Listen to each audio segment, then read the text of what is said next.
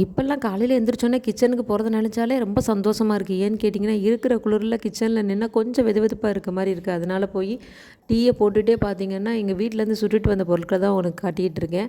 தோசை மாவையும் தேங்காயும் தோசை சுடுறதுக்காக சுட்டுட்டு வந்த பொருட்கள் இதுதான். தோசை சுடலான்னு சொல்லிட்டு ட்ரை பண்ணேன். பார்த்தா வீடியோ எடுத்துகிட்டே தோசை சுடுறத பார்த்தீங்கன்னா, தோசை வட்டமாக வராமல் அமீபாவோட பொய்க்கால்கள் மாதிரி அந்த பக்கம் ஒரு கால், இந்த பக்கம் ஒரு கால்னு வட்டமான தோசை வந்து பொய்க்கால்கள் வடிவமுள்ள அமீபா மாதிரி ஆயிடுச்சு.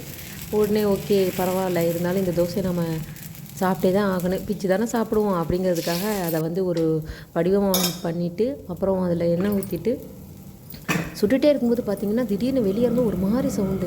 என்ன சவுண்டு வந்து பார்த்தா, நம்ம வீட்டுக்கு விருந்தாளி வந்திருக்காங்க. ஓகே, இன்றைக்கி மாதத்தோட முதல் தொடக்கத்தில் நம்ம கழுதை மூஞ்சில முழிச்சிருக்கோம். எங்கள் ஊரில் இந்த ஒரு கழுதை மட்டும்தாங்க இருக்குது.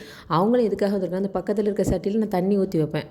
வெளியில் உள்ள நாய் குருவி இதுக்கெலாம் நான் ரொம்ப நல்லவெல்லாம் கிடையாது. இருந்தாலும் அதெல்லாம் எங்கே இருந்தோ வரும்போது திடீர்னு தண்ணியை பார்த்தா குடிக்கும் அப்படிங்கிறதுக்காக எப்போவுமே டெய்லி அந்த மாதிரி ஊற்றி வைப்பேன். சரி ஓகே, நம்ம கைப்பிடி வழியாக தான் எடுக்கிறோம், ஒரு தடவை நல்லா ஃபுல்லாக ஒரு வியூ காட்டிடுவோம் அப்படிங்கிறதுக்காக உங்களுக்காக இந்த வீடியோவை எடுத்தேன். நம்ம கமல் சார் சொன்ன மாதிரி நாய்களெல்லாம் அங்கே இது பண்ணுங்கள், இங்கே இது பண்ணுங்கன்னு சொல்கிறாங்க. கழுதைகளை வந்து காப்பாற்ற மறந்துட்டீங்களேன்னு வந்து நம்ம கமல் சார் சொன்னதாக எனக்கு ஞாபகம் வந்துச்சு.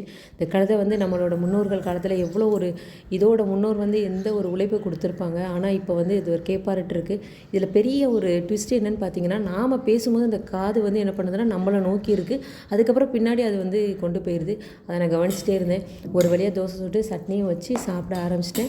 உங்கள் வீட்டில் என்ன டிஃபன் சொல்லுங்கள். மறக்காமல் நம்ம சேனலை சப்ஸ்கிரைப் பண்ணி வச்சுக்கோங்க.